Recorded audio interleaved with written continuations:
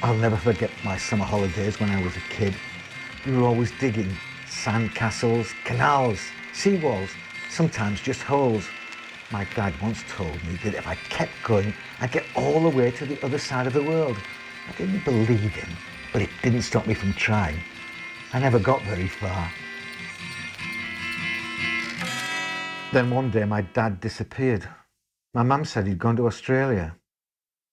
When I asked why he didn't come back, she said he had got lost, but she never went to look for him. I wish she would. Australia sounded dangerous. They have crocodiles and snakes 20 feet long. After a while, I didn't think about my dad so often.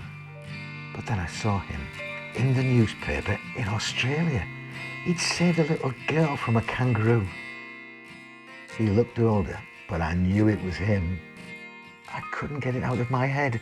I had to find him. So I started to dig. Obviously, digging to Australia isn't like digging potatoes. I had to make sure I was going the right way. I had to plan. I didn't want to come up underneath the ocean somewhere or in America. I closed the shop and sold up. I traded in my car for something that would be a bit more practical.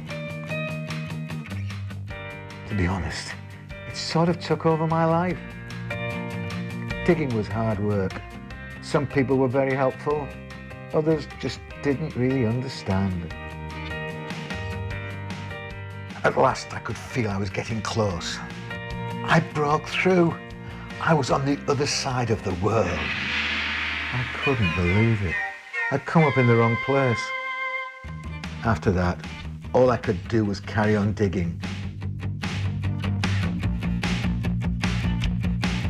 Until one day I made it.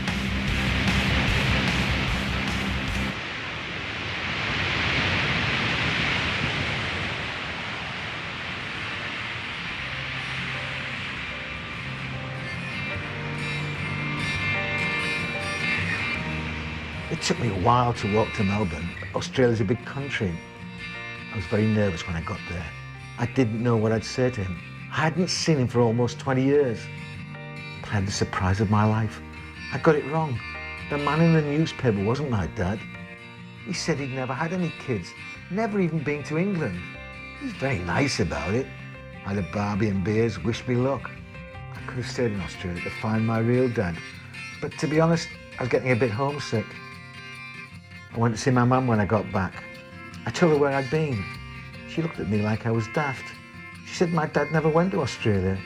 Apparently he moved to Sheffield with a lady he met at the bingo. Dad still lives in Sheffield. Might go and visit him next week, see what he's been up to. I'll probably take the train.